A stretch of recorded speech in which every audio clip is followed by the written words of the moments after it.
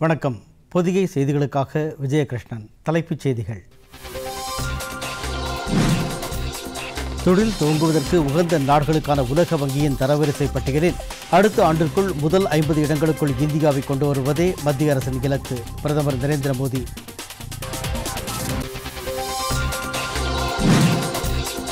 தமிழகத்தில் வரும் மக்களவைத் தேர்தலில் எந்த கட்சியுடன் கூட்டணி அமைக்க வேண்டும் என்பதை பிஜேபி தான் முடிவு செய்யும். பொன் ராதாகிருஷ்ணன்.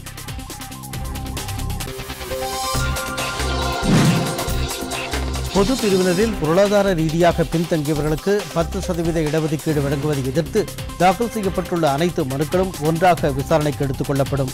உச்சநீதிமன்றம்.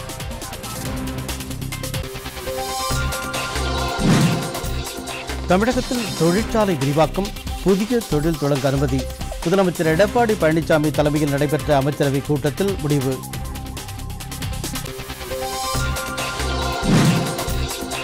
சபரிமலையில் தரிசனம் செய்த 2 பெண்களுக்கு பாதுகாப்பு வழங்க உச்சநீதிமன்றம் உத்தரவு.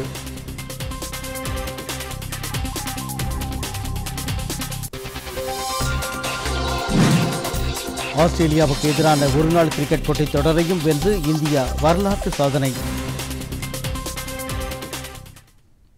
விரிவான செய்திகள். தொழில் துவங்குவதற்கு உகந்த நாடுகளுக்கான உலக வங்கியின் தரவரிசை பட்டியலில் அடுத்த ஆண்டிற்குள் முதல் 50 இடங்களுக்குள் இந்தியாவை கொண்டு வருவதே மத்திய அரசின் இலக்கு என பிரதமர் நரேந்திர மோடி தெரிவித்துள்ளார். காந்தி நகரில் வலிமையான குஜராத் உலக முதலீட்டாளர் உச்சிமாநாட்டை இன்று அவர் தொடங்கி வைத்து பேசினார். வெளிநாட்டினர் இந்தியாவில் முதலீடு செய்ய இதுதான் உகந்த தருணம் என்று பிரதமர் வலியுறுத்தினார். நாடு தனது திறனை அடைவதற்கு தடையாக உள்ள இடையூறுகளை அகற்றுவதில் தமது அரசு கவனம் செலுத்தி வருவதாக அவர் கூறினார். தற்போது நடைமுறையில் உள்ள சீர்திருத்தங்கள் மற்றும் கெடுபிடிகளை தளர்த்தும் நடவடிக்கைகள் தொடரும் என்று குறிப்பிட்ட பிரதமர், முன் எப்போதும் இல்லாத வகையில் தற்போது இந்தியா வர்த்தகத்திற்கு தயாராகி உள்ளது என்றார். இந்திய பொருளாதாரம் வேகமாக வளர்ந்து வரும் நிலையில் அனைத்து நிலைகளிலும் நாடு முன்னேற வேண்டும் என்பதுதான் தற்போதைய சவாலாக உள்ளது என்று பிரதமர் கூறினார். In India, as in most emerging economies, our challenge is to grow horizontally as well as vertically. Horizontally, we have to spread the benefits of development to regions and communities that have lagged behind. Vertically, we have to meet and enhance expectations in terms of quality of life, quality of services, and quality of infrastructure. We are well aware that our achievements here in India will directly impact 1/6 of humanity. பல்வேறு உலக நாடுகளின் தலைவர்கள், India மற்றும் வெளிநாடுகளைச் சேர்ந்த பெரிய நிறுவனங்களின் முதன்மை நிர்வாகிகள் உள்ளிட்ட 30,000க்கும் மேற்பட்ட பிரதிநிதிகள் இதில் பங்கேற்றுள்ளனர். நாளை ஹசீரா செல்லும் பிரதமர் அங்கு துப்பாக்கி தொழிற்சாலை தொடக்க விழாவில் பங்கேற்கிறார். குஜராத் பயணத்தை முடித்துக்கொண்டு தாத்ரா நகர் ஹவேலி செல்லும் பிரதமர் சில்வாசாவில் பல்வேறு வளர்ச்சி திட்டங்களை தொடங்கி வைத்து புதிய திட்டங்களுக்கு அடிக்கல் நாட்டுகிறார். மத்திய அரசின் மாபெரும் சுகாதார காப்பீட்டுத் திட்டமான ஆயுஷ்மான் பாரத் திட்டத்தை பாராட்டியதற்காக மைக்ரோசாப்ட் நிறுவனத்தின் நிறுவனர் பில் கேட்ஸுக்கு பிரதமர் நரேந்திர மோடி நன்றி தெரிவித்துள்ளார்.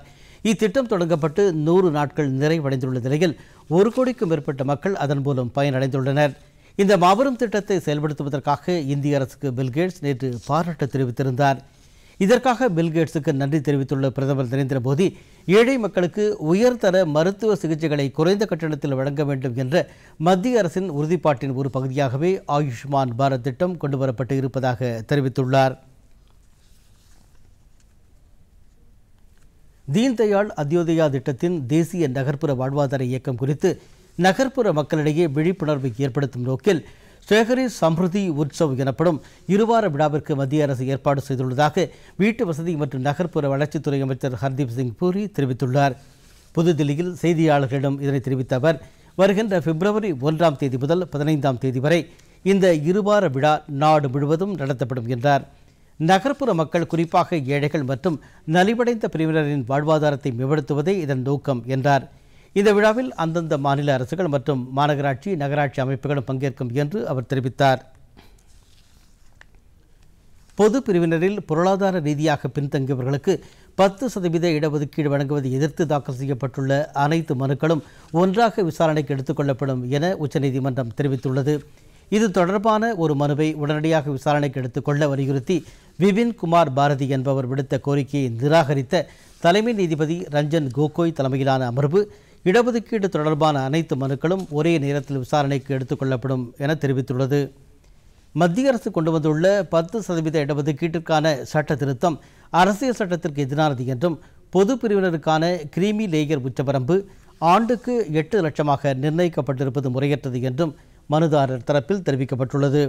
மேலும் இதர பிற்படுத்தப்பட்ட வகுப்பினர் மற்றும் ஷெட்யூல்டு வகுப்பினர் பழங்குடியின வகுப்பினரிலும் ஏழைகள் தொடர்ந்து புறக்கணிக்கப்படுவதாகவும் மனுதாரர் குறிப்பிட்டுள்ளார். விண்வெளித்துறையில் இந்தியா சீனாவை விட எந்த விதத்திலும் சளைத்தது அல்ல என்று இந்திய விண்வெளி ஆய்வுக் கழக தலைவர் கே சிவன் தெரிவித்துள்ளார். புதுதில்லியில் இன்று செய்தியாளர்களிடம் பேசிய அவர், விண்வெளிக்கு மனிதனை அனுப்பும் ககன்யான் திட்டத்திற்கு பிறகு இந்தியா சீனாவின் சாதனைகளை சமன் செய்யும் என்றார். சீனாவை போன்றே நிலவின் தென்துருவத்தை ஆராய்வதற்கான சந்திராயன் 2 விண்கலத்தை இந்தியாவும் அனுப்ப இருப்பதாக கூறிய அவர், இந்த விண்கலம் இந்த ஆண்டு இறுதி அல்லது அடுத்த ஆண்டு முற்பகுதிக்குள் செலுத்தப்படும் என்றார். நிபுணர்கள் கூறிய ஆலோசனைகளுக்கு ஏற்ப மாற்றங்கள் செய்யப்பட்டு வருவதன் காரணமாகவே சந்திராயன் 2 செலுத்துவது தாமதமாகி வருவதாக அவர் குறிப்பிட்டார். கடந்த 2017ஆம் ஆண்டு செலுத்தப்பட்ட தெற்காசிய செயற்கைக்கோள் மூலம் நேபாள நாட்டின் தொலைதூர பகுதிகளிலும் தொலைக்காட்சி சேவை விரிவுபடுத்தப்பட்டிருப்பதை சுட்டிக்காட்டிய அவர், நமது செயற்கைக்கோளை நேபாளம் பயன்படுத்த தொடங்கியதால் முதன்முறையாக தொலைக்காட்சி நிகழ்ச்சிகளை கண்டுகளித்த அந்நாட்டு மக்கள் பெரும் மகிழ்ச்சி அடைந்திருப்பதாகவும் தெரிவித்தார். அண்மையில் செலுத்தப்பட்ட நேவிக் செயற்கைக்கோளை இந்திய ராணுவம் தனது GPS சேவைகளுக்காக பயன்படுத்த தொடங்கியுள்ளது என்று சிவன் தெரிவித்தார். நடப்பு நிதியாண்டிற்குள் இந்தியாவின் இராணுவ தளவாட ஏற்றுமதி 10,000 கோடி ரூபாயை தாண்டும் என பாதுகாப்பு உற்பத்தித்துறை செயலாளர் அஜய்குமார் தெரிவித்துள்ளார். காந்தி நகரில் நடைபெறும் வலிமையான குஜராத் மாநாட்டில் பேசிய அவர், நாட்டின் இராணுவ தளவாட ஏற்றுமதி இரட்டிப்பாகும் என்றார். கடந்த 3 ஆண்டுகளுக்கு முன் 1,500 கோடி ரூபாய் அளவிற்கு இருந்த இந்த ஏற்றுமதி மும்மடங்கு அதிகரித்து கடந்த ஆண்டு 4,500 கோடியாக இருந்தது என்றார். நடப்பாண்டில் கடந்த நவம்பர் வரை 7,500 கோடி ரூபாய் அளவிற்கு ஏற்றுமதி செய்யப்பட்டுள்ளதாகவும் இது வருகின்ற மார்ச் மாதத்திற்குள் 10,000 கோடியை தாண்டும் என்று தெரிவித்தார். மத்திய அரசு பின்பற்றி வரும் சீர்திருத்தங்கள் காரணமாகவே பாதுகாப்பு சாதன ஏற்றுமதி அதிகரித்து இருப்பதாகவும் அஜய்குமார் தெரிவித்தார். 11 புதிய தொழிற்சாலைகள் தொடங்க தமிழக அமைச்சரவை கூட்டத்தில் ஒப்புதல் அளிக்கப்பட்டுள்ளது. முதலமைச்சர் எடப்பாடி பழனிசாமி தலைமையில் சென்னையில் தமிழக அமைச்சரவை கூட்டம் நடைபெற்றது. இதில் உலக முதலீட்டாளர் மாநாடு குறித்து ஆலோசனை நடத்தப்பட்டது.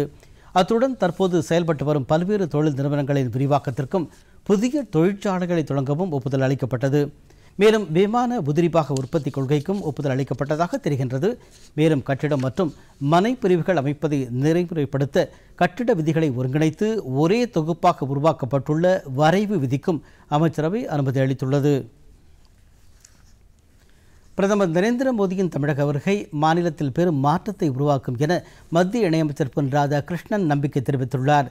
சென்னை விமான நிலையத்தில் செய்தியாளர்களிடம் பேசிய அவர், ஏழை எளிய மக்களுக்காக 1,500 கோடி ரூபாய் மதிப்பீட்டில் எய்ம்ஸ் மருத்துவமனை கொண்டு வந்த பிரதமரை எதிர்த்து சிலர் போராட்டம் நடத்துவதாக அறிவித்திருப்பது தமிழகத்திற்கு பின்னடைவை ஏற்படுத்தக்கூடியவர்கள் அதிகரித்து வருவதையே அடையாளம் காட்டுவதாக கூறினார்.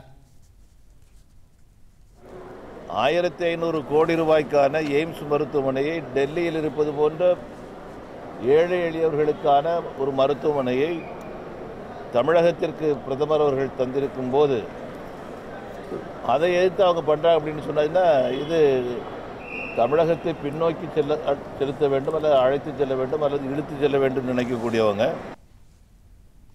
பிஜேபிக்கு எந்த ஒரு கட்சியுடனும் தனிப்பட்ட முறையில் கருத்து வேறுபாடு இல்லை என்று குறிப்பிட்ட அவர், மத்திய அமைச்சர் பியூஷ் கோயல் வருகின்ற 20 அல்லது 22ஆம் தேதி சென்னை வரும்போது தேர்தல் கூட்டணி குறித்து விவாதிப்பார் என்றார்.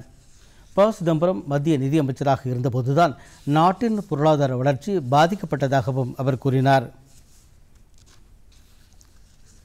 மறைந்த முதலமைச்சர் ஜெயலலிதாவின் கொடநாடு பங்களாவில் நடைபெற்ற கொள்ளை மற்றும் கொலை தொடர்பான விவகாரங்கள் குறித்த வீடியோ வெளியிட்டது தொடர்பான குற்றச்சாட்டின் பேரில் கைது செய்யப்பட்ட வாளையார் மனோஜ் மற்றும் சயான் ஆகிய இருவருக்கும் எழும்பூர் நீதிமன்றம் இன்று ஜாமீன் வழங்கியுள்ளது. புதுதில்லியில் தமிழக காவல்துறையினரால் கைது செய்யப்பட்ட இவர்கள் இருவரும் ஏற்கனவே நீதிமன்றத்தில் ஆஜர்படுத்தப்பட்ட போது அவர்களை சிறையில் அடைக்க நீதிமன்றம் மறுத்துவிட்டது. மேலும் இவர்கள் இருவரும் இன்று ஆஜராக வேண்டும் என்று நீதிபதி உத்தரவிட்டிருந்தார். அதன்படி மனோஜ்குமார், சயான் ஆகிய இருவரும் இன்று நீதிமன்றத்தில் ஆஜராகி பிணைத்தொகை மற்றும் தனிநபர் உத்தரவாதத்தை நீதிமன்றத்தில் சமர்ப்பித்ததைத் தொடர்ந்து இருவரும் ஜாமீன் வழங்கி நீதிபதி உத்தரவிட்டார். பிணைத்தொகை தொடர்பான சில கூடுதல் ஆவணங்களை திங்களன்று தாக்கல் செய்யவும் நீதிபதி அறிவுறுத்தியுள்ளார். 2017 ஏப்ரலில் கொடநாடு இல்லத்திற்குள் பூட்டை உடைத்து நுழைந்த குழுவைச் சேர்ந்த சயான் மற்றும் வாளையார் மனோஜ் ஆகிய இருவரையும் சென்ற ஞாயிற்றுக்கிழமை இரவு தமிழ்நாடு காவல்துறையினர் கைது செய்து விசாரணைக்கென அழைத்து வந்தனர். இந்த இருவரின் வாக்குமூலம் அடங்கிய வீடியோ படம் வெளியானவுடன் அஇஅதிமுக உறுப்பினர் ஒருவர் தாக்கல் செய்த புகாரின் அடிப்படையில் காவல்துறையினர் இந்த நடவடிக்கையை மேற்கொண்டனர். அடுத்து சில முக்கிய செய்திகளை விரைவுச் செய்திகளாக பார்ப்போம். சபரிமலை ஐயப்பன் சன்னிதானத்திற்குள் சென்று சாமி தரிசனம் செய்து திரும்பிய 2 பெண்களுக்கு 24 மணி நேர பாதுகாப்பு வழங்குமாறு கேரள காவல்துறைக்கு உச்சநீதிமன்றம் உத்தரவிட்டுள்ளது. இந்த பெண்களுக்கு பாதுகாப்பு அளிக்கும் விஷயம் குறித்து மட்டும் ஆய்வு செய்த தலைமை நீதிபதி ரஞ்சன் கோகோய், நீதிபதிகள் எல்என் ராவ், தினேஷ் மகேஸ்வரி ஆகியோரை கொண்ட அமர்வு இந்த உத்தரவை பிறப்பித்தது. சபரிமலை வழக்கில் நிலுவையில் உள்ள இதர மனுக்களுடன் இந்த விஷயத்தை இணைத்து விசாரிக்க உச்சநீதிமன்றம் மறுத்துவிட்டது. தமிழகத்திற்கான இறுதி வாக்காளர் பட்டியல் வரும் 31ஆம் தேதி வெளியிடப்படும் என தலைமை தேர்தல் அதிகாரி சத்யபிரத சாஹூ தெரிவித்தார். அவர் இன்று வெளியிட்டுள்ள செய்திக்குறிப்பில், இம்மாதம் 1ஆம் தேதியை தகுதி ஏற்படுத்தும் நாளாக கொண்டு செப்டம்பர், அக்டோபர் மாதங்களில் மேற்கொள்ளப்பட்ட வாக்காளர் பட்டியல் திருத்தத்தை தொடர்ந்து திருத்தப்பட்ட இறுதி வாக்காளர் பட்டியல் வெளியிடப்பட இருப்பதாக கூறியுள்ளார். அந்தந்த சட்டமன்ற தொகுதிகளில் இந்த பட்டியல் வெளியிடப்படும் என்றும் அவர் தெரிவித்துள்ளார். நீலகிரி மாவட்ட நீர்நிலைகளில் உள்ள ஆக்கிரமிப்புகளை அகற்றுமாறு அம்மாவட்ட ஆட்சியருக்கு சென்னை உயர்நீதிமன்றம் உத்தரவிட்டுள்ளது. இது தொடர்பான வழக்கை விசாரித்த நீதிபதி எஸ்.எம். சுப்பிரமணியம், பொது இடங்களில் உள்ள ஆக்கிரமிப்புகளை அகற்றி அவற்றை மக்கள் பயன்பாட்டிற்கு கொண்டு வருவது அரசின் கடமை என்று தெரிவித்துள்ளார். ஆக்கிரமிப்புகளை அகற்றும் பணியில் ஈடுபடும் அதிகாரிகளுக்கு தேவையான பாதுகாப்பு ஏற்பாடுகளை வழங்குமாறு மாவட்ட காவல்துறை கண்காணிப்பாளருக்கும் நீதிபதி அறிவுறுத்தியுள்ளார். வரவிருக்கும் மக்களவைத் தேர்தலில் தமிழகம், புதுவையில் உள்ள 40 தொகுதிகளிலும் வெற்றி பெறும் நோக்கில் அஇஅதிமுகவினர் கிராமம் கிராமமாக சென்று மாநில அரசின் சாதனைகளை விளக்கி வருவதாக மக்களவை துணைத் தலைவர் தம்பிதுரை கூறியுள்ளார். திண்டுக்கல் மாவட்டம் வேடச்சந்தூர் அருகே உள்ள மாரம்பாடி புனித அந்தோனியர் தேவாலய திருவிழாவில் பங்கேற்ற பிறகு செய்தியாளர்களிடம் பேசிய அவர், தேர்தல் தேதி அறிவித்த பிறகே கூட்டணி பற்றி முடிவு செய்யப்படும் என்றார். மத்திய அரசு தமிழக புயல் நிவாரண பணிகளுக்கு போதிய நிதி ஒதுக்கவில்லை என்றும் அவர் தெரிவித்தார். மத்திய அரசு பணிகளிலும் உயர்கல்வி நிறுவனங்களிலும் இடஒதுக்கீட்டின் பலன் முழுமையாக பிற்படுத்தப்பட்ட, தாழ்த்தப்பட்ட பழங்குடியின மக்களை சென்றடைய பிரதமர் நரேந்திர மோடி தலைமையிலான மத்திய அரசு உரிய நடவடிக்கைகளை எடுக்க வேண்டும் என்று திமுக தலைவர் ஸ்டாலின் கேட்டுக்கொண்டுள்ளார். சென்னையில் இன்று அவர் வெளியிட்டுள்ள அறிக்கையில், எஞ்சிய நாட்களுக்குள் மத்திய அரசு பணிகளிலும் கல்வியிலும் பிற்படுத்தப்பட்ட சமூகத்தினருக்கான இடஒதுக்கீட்டை 50% அதிகரிக்க வேண்டும் என்றும் கோரியிருக்கிறார். தமிழக அரசு மக்கள் நல திட்டங்களை முன்னெடுத்து செல்லாமல் டாஸ்மாக் மதுபான கடைகளின் வருவாயை பெருக்குவதிலேயே அக்கறை காட்டுவதாக திமுக மாநிலங்களவை உறுப்பினர் கனிமொழி தெரிவித்துள்ளார். தூத்துக்குடி விமான நிலையத்தில் செய்தியாளர்களிடம் பேசிய அவர், மக்கள் நலன் கருதி டாஸ்மாக் கடைகளின் எண்ணிக்கையை குறைக்க வேண்டும் என்று வலியுறுத்தினார். இடஒதுக்கீடு தொடர்பான மத்திய அமைச்சர் பொன் ராதாகிருஷ்ணனின் கருத்து வருந்தத்தக்கது என்றும் அவர் குறிப்பிட்டார். கலா பிரதர்ஷனி அமைப்பின் சார்பில் வருடாந்திர நாட்டிய திருவிழா சென்னை மயிலாப்பூர் பாரதிய வித்யா பவனில் இன்று தொடங்கியது. பிரபல பரதநாட்டிய கலைஞர் பத்மா சுப்பிரமணியம் மற்றும் சங்கீத நாடக அகாடமி விருது பெற்ற நந்தினி ரமணி உள்ளிட்டோர் சிறப்பு விருந்தினர்களாக கலந்து கொண்டனர். கலா பிரதர்ஷினி அமைப்பின் நிர்வாகி பார்வதி ரவி கண்டசாலா உள்ளிட்டோரும் இதில் பங்கேற்றனர். இந்த நாட்டிய விழா வரும் 22ஆம் தேதி வரை நடைபெறவுள்ளது. கடந்த 11ஆம் தேதி ராமேஸ்வரத்திலிருந்து மீன்பிடிக்க சென்ற முனியசாமி என்ற மீனவர் நெடுந்தீவு அருகே மீன்பிடித்துக் கொண்டிருந்த போது அவரது படகு மீது இலங்கை கடற்படையின் ரோந்து கப்பல் மோதியது. இதனால் மீனவரின் படகு நீரில் மூழ்கியது. மீனவரும் உயிரிழந்தார். இதையடுத்து அவரது உடலை மீட்ட இலங்கை கடற்படையினர் அந்நாட்டு மீன்வளத்துறை அதிகாரியிடம் ஒப்படைத்தனர். பின்னர் யாழ்ப்பாணம் அரசு மருத்துவக் கல்லூரி மருத்துவமனையில் உடல்கூறு ஆய்வு செய்யப்பட்ட பின்னர் இந்திய தூதரக அதிகாரிகளின் உதவியுடன் மீனவரின் உடல் இந்தியாவுக்கு அனுப்பி வைக்கப்பட்டது. இன்று காலை விமானம் மூலம் திருச்சிக்கு கொண்டு வரப்பட்ட மீனவரின் உடல் அவரது சொந்த ஊரான ராமநாதபுரம் மாவட்டம் சித்தார்கோட்டை அருகே உள்ள எலந்தைக்கூட கிராமத்திற்கு எடுத்துச் செல்லப்பட்டது. அங்கு அவரது உடலுக்கு மாவட்ட ஆட்சித்தலைவர் வீரராகவ ராவ் மலர் வளையம் வைத்து அஞ்சலி செலுத்தினார். அரியலூர் மாவட்டம் ஜெயங்கொண்டம் அருகே சோழமாதேவியில் அமைந்துள்ள இந்திய வேளாண் அறிவியல் ஆராய்ச்சி மையத்தில் தென்னை மரத்தில் எளிதாக ஏறுவதற்கான கருவி அறிமுகப்படுத்தப்பட்டு விவசாயிகளுக்கு அதற்கான செயல் விளக்கமும் செய்து காண்பிக்கப்பட்டது. இதில் இளம் பெண்கள் உள்ளிட்ட ஏராளமான விவசாயிகள் பங்கேற்று அந்த கருவியை பயன்படுத்தி தென்னை மரத்தில் ஏறி பயிற்சி பெற்றனர். தற்போது மரம் ஏறுவதற்கு ஆள் கிடைக்காத நிலையில் இந்த கருவி தென்னை மரத்தில் ஏறி இளநீர் மற்றும் தேங்காய் மட்டை பறிக்கவும் தென்னை சாகுபடியை அதிகரிக்கவும் உதவிகரமாக இருக்கும் என விவசாயிகள் தெரிவித்துள்ளனர். தருமபுரி மாவட்ட அரூர் அருகேயுள்ள குடுமியாம்பட்டி கிராமத்தில் பாரிவேட்டை எனப்படும் முயல் விடும் பாரம்பரிய திருவிழா நடைபெற்றது. குடுமியாம்பட்டி சுற்று வட்டார கிராமங்களைச் சேர்ந்த மக்கள் அங்குள்ள மாரியம்மன் கோவிலில் வழிபட்டு அதன்பின் அருகில் உள்ள வனப்பகுதிக்கு சென்று முயலை பிடித்து வந்து பொங்கல் வைத்து வழிபட்ட பிறகு அந்த முயல்களை ஓடவிட்டனர். ஆண்டுதோறும் பொங்கல் பண்டிகைக்கு பிறகு வரும் கரிநாளுக்கு அடுத்த நாளில் இந்த பாரிவேட்டை நடத்தப்படுவது வழக்கமாக உள்ளது. அடுத்து வருவது உலகச் செய்திகள்.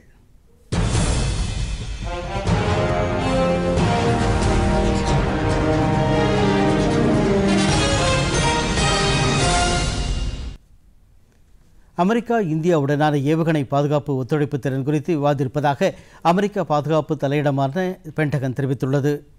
இந்தியாவுடன் இருதரப்பு முக்கியத்துவம் வாய்ந்த கூட்டாண்மையை வலுப்படுத்தும் முயற்சிகளின் ஒரு பகுதியாக இந்த விவாதம் நடைபெற்றது என்றும் அமெரிக்காவின் இந்தோ பசிபிக் அணுகுமுறையில் இந்தியாவுக்கு முக்கிய இடம் உள்ளது என்றும் அது கூறியுள்ளது. அமெரிக்க அதிபர் டொனால்டு ட்ரம்ப் வெளியிட்டுள்ள ஏவுகணை பாதுகாப்பு ஆய்வு குறித்த 81 பக்க அறிக்கையில் இந்த கருத்து தெரிவிக்கப்பட்டுள்ளது. இந்தியா சமீபத்தில் ரஷ்யாவிடமிருந்து S-400 விமான பாதுகாப்பு அமைப்பை $500 கோடி அமெரிக்க டாலர் மதிப்பீட்டில் வாங்குவதற்கான ஆணையை பிறப்பித்துள்ள நிலையில் அமெரிக்காவின் இந்த கருத்து முக்கியத்துவம் பெறுகிறது. தெற்காசிய பகுதியில் பல நாடுகள் உயர்நிலை பன்முக தொலைதூர ஏவுகணை திறன் பெற்று வரும் நிலையில் இந்தியாவுடன் ஏவுகணை பாதுகாப்பு ஒத்துழைப்பு திறன் குறித்து பேச்சு நடைபெற்றிருப்பதாக அந்த அறிக்கை தெரிவிக்கிறது. சுவிட்சர்லாந்தின் டாவோஸ் நகரில் நடைபெறும் உலக பொருளாதார அமைப்பின் மாநாட்டிற்கான அமெரிக்க பிரதிநிதிகள் குழுவின் பயணத்தை அதிபர் டொனால்டு ட்ரம்ப் ரத்து செய்துள்ளார். வெள்ளை மாளிகை செய்தித் தொடர்பாளர் சாரா சாண்டர்ஸ் வாஷிங்டனில் வெளியிட்டுள்ள அறிக்கையில் அமெரிக்க நாடாளுமன்றத்தில் பட்ஜெட் நிறைவேற்றம் தொடர்பாக ஏற்பட்ட தேக்க நிலையால் சுமார் 8 லட்சம் அமெரிக்க தொழிலாளர்களுக்கு உரிய ஊதியம் கிடைக்கப் பெறாததால் இந்த முடிவு மேற்கொள்ளப்பட்டதாக தெரிவிக்கப்பட்டுள்ளது. ஏற்கனவே டாவோஸுக்கு தாம் மேற்கொள்ள இருந்த பயணத்தை ரத்து செய்த அதிபர் ட்ரம்ப் தற்போது அந்நாட்டு நிதியமைச்சர் ஸ்டீவன் மியூச்சின் தலைமையில் உலக பொருளாதார அமைப்பின் உச்சி மாநாட்டில் கலந்து கொள்ளவிருந்த குழுவினரின் பயணத்தையும் ரத்து செய்யுமாறு அறிவுறுத்தி இருப்பதாக அந்த அறிக்கையில் மேலும் தெரிவிக்கப்பட்டுள்ளது. இந்து சமய புனித இடமான ஃபன் தீரத் என்ற தேசிய பாரம்பரிய இடத்தை காலி செய்யுமாறு கைபர் பசன்குவா மாகாணத்தின் தொல்லியல் ஆய்வுத்துறை பிறப்பித்த உத்தரவுக்கு பாகிஸ்தானின் பெஷாவர் உயர்நீதிமன்றம் தடை விதித்துள்ளது. இந்த இடத்தை ஃபன் தீரத் காலி செய்வதற்கான நோட்டீஸை மாகாண தொல்லியல் ஆய்வுத்துறை அனுப்பியிருப்பதாக செய்திகள் தெரிவிக்கின்றன. இந்து மற்றும் சீக்கியர் புனித தலங்களை நிர்வகித்து வரும் வெளியேற்றப்பட்டவர்கள் சொத்து அறக்கட்டளை வாரியம் இந்த நோட்டீஸை எதிர்த்து மனு தாக்கல் செய்திருந்தது. இனி வருவது வணிகச் செய்திகள்.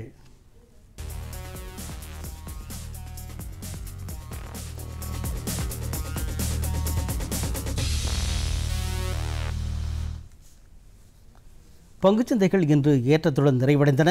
மும்பை பங்குச்சந்தை குறியீட்டின் சென்செக்ஸ் 36,386 புள்ளிகளுடன் முடிந்தது.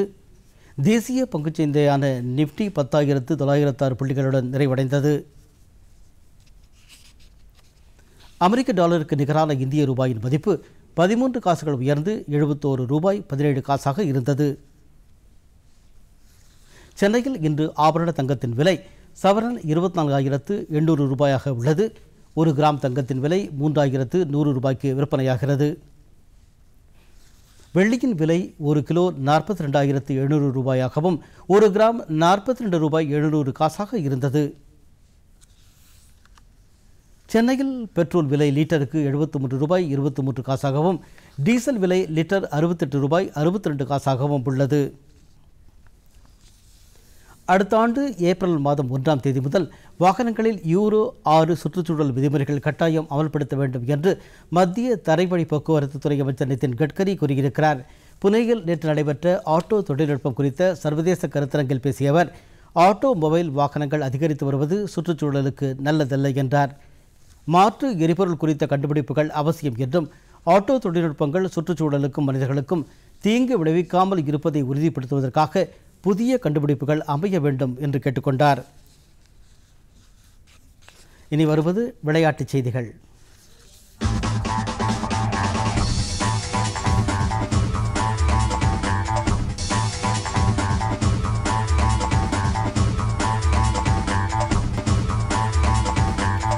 இந்தியாவின் மிக இளைய சதுரங்க கிராண்ட் மாஸ்டர் பட்டத்தை வென்றுள்ள டி குகேஷிற்கு பிரதமர் நரேந்திர மோடி வாழ்த்து தெரிவித்துள்ளார். அவர் வெளியிட்டுள்ள ட்விட்டர் பதிவில், மிக இளைய வயதில் சதுரங்க சாம்பியன் பட்டத்தை வென்றதன் மூலம் குகேஷ் நாட்டிற்கு பெருமிதம் தேடி தந்துள்ளதாக குறிப்பிட்டுள்ளார். அவரது விடாமுயற்சி மிகுந்த பாராட்டுக்குரியது என்று குறிப்பிட்டுள்ள பிரதமர், இனி வரும் போட்டிகளிலும் குகேஷ் வெற்றி பெற்று சாதனை படைக்க வாழ்த்து தெரிவித்துள்ளார். கடந்த செவ்வாயன்று நடைபெற்ற தில்லி சர்வதேச சதுரங்க கிராண்ட் மாஸ்டர் போட்டியில் குகேஷ் வெற்றி பெற்று சாதனை படைத்தது குறிப்பிடத்தக்கது. மெல்பர்னில் நடைபெற்ற ஆஸ்திரேலியாவுக்கு எதிரான 3வது ஒருநாள் கிரிக்கெட் போட்டியில் வெற்றி பெற்று இந்தியா தொடரை கைப்பற்றி வரலாற்று சாதனை படைத்துள்ளது. 231 என்ற வெற்றி இலக்குடன் பேட் செய்த இந்திய அணி 50 ஓவரில் 3 விக்கெட்டுகளை மட்டும் இழந்து 231 ரன்களை கடந்து வெற்றி பெற்றது. அதிகபட்சமாக தோனி 87 ரன் குவித்தார். நிதானமாக ஆடிய தோனி கேதார் ஜாதவ் இணை இந்திய அணியின் வெற்றிக்கு அடித்தளம் அமைத்தது. 3 போட்டிகள் கொண்ட இந்த தொடரில் 2-1 என்ற கணக்கில் தொடரை இந்தியா கைப்பற்றியுள்ளது.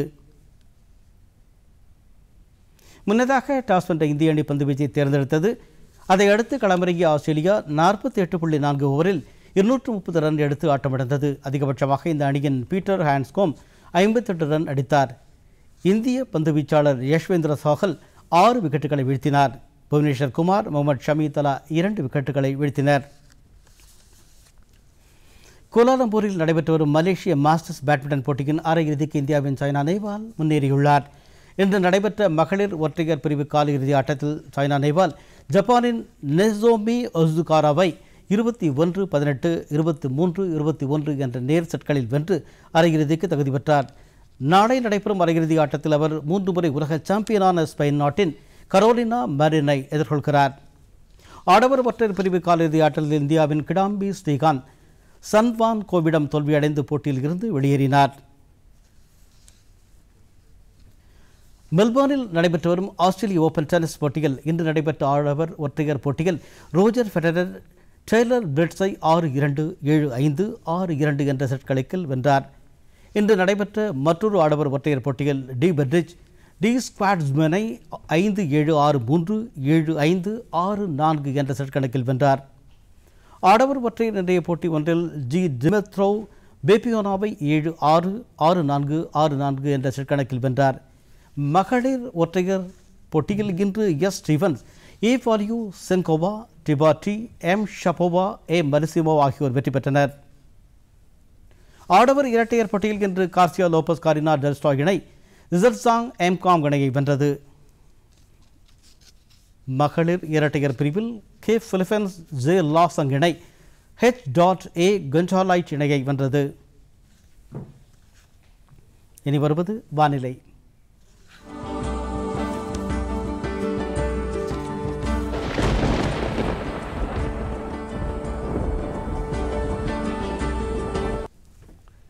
தமிழகம் மற்றும் புதுச்சேரியில் இன்றும் வறண்ட வானிலையை நிலவும் என்று சென்னை வானிலை ஆய்வு மையம் தெரிவித்துள்ளது. கடந்த 24 மணி நேரத்தை பொறுத்தவரை தமிழகத்தில் எந்த பகுதிகளிலும் மழை பதிவாகவில்லை. அதிகாலை நேரங்களில் ஒரு சில இடங்களில் மூடுபனி நீடிப்பதாகவும் அந்த மையம் தெரிவித்துள்ளது.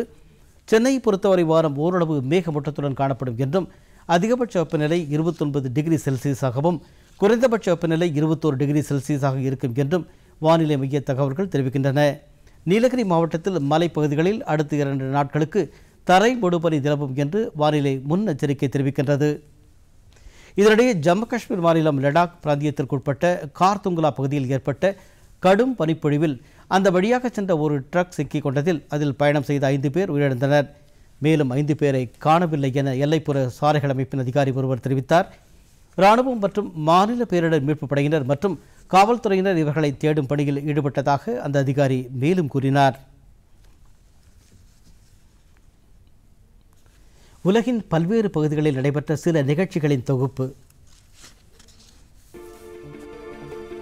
ரஷ்ய தலைநகர் மாஸ்கோவில் கடும் பனிப்பொழிவு நிலவுவதால் வீடுகளின் கூரைகள், மரங்கள், சாலைகள் அனைத்தும் பனி போர்வை போர்த்தியது போன்று வெண்படலமாக காட்சியளிக்கின்றன. சாலைகளில் ஆயிரக்கணக்கான டன் அளவிற்கு பனிக்கட்டிகள் குவிந்துள்ளன. எனவே வாகன போக்குவரத்திற்காகவும் மக்கள் சாலைகளில் நடமாடவும் ஏதுவாக சாலைகளில் கிடக்கும் பனிக்குவியல்கள் உடனுக்குடன் அப்புறப்படுத்தப்பட்டு வருகிறது. கடும் பனிப்பொழிவின் காரணமாக பகல் நேரங்களில் கூட வாகனங்கள் முகப்பு விளக்குகளை எரியவிட்டவாறே செல்கின்றன.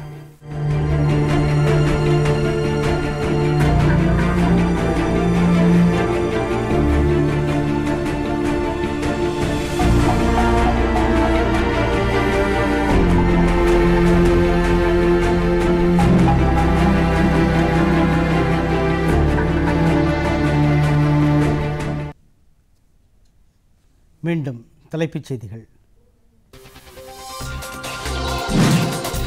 தொழில் துவங்குவதற்கு உகந்த நாடுகளுக்கான உலக வங்கியின் தரவரிசை பட்டியலில் அடுத்த ஆண்டிற்குள் முதல் 50 இடங்களுக்குள் இந்தியாவை கொண்டு வருவதே மத்திய அரசின் இலக்கு. பிரதமர் நரேந்திர மோடி.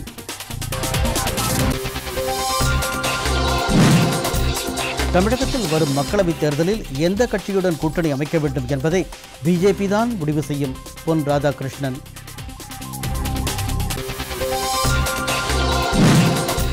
பொது பிரிவினரில் பொருளாதார ரீதியாக பின்தங்கியவர்களுக்கு 10% இடஒதுக்கீடு வழங்குவதை எதிர்த்து தாக்கல் செய்யப்பட்டுள்ள அனைத்து மனுக்களும் ஒன்றாக விசாரணைக்கு எடுத்துக் கொள்ளப்படும். உச்சநீதிமன்றம்.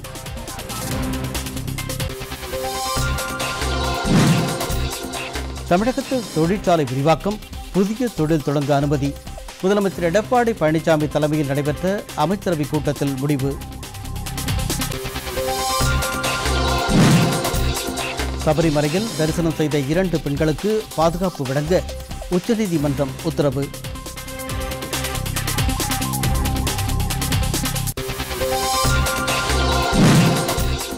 ஆஸ்திரேலியாவுக்கு எதிரான ஒருநாள் கிரிக்கெட் போட்டி தொடரையும் வென்று இந்தியா வரலாற்று சாதனை.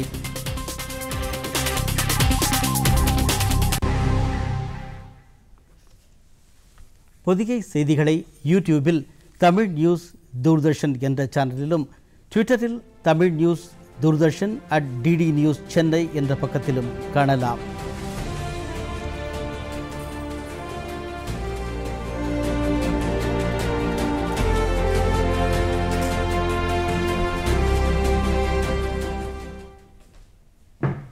இந்த செய்தி அறிக்கை இத்துடன் நிறைவு பெறுகின்றது. எமது அடுத்த செய்தி அறிக்கை நாளை காலை 8 மணிக்கு. வணக்கம்.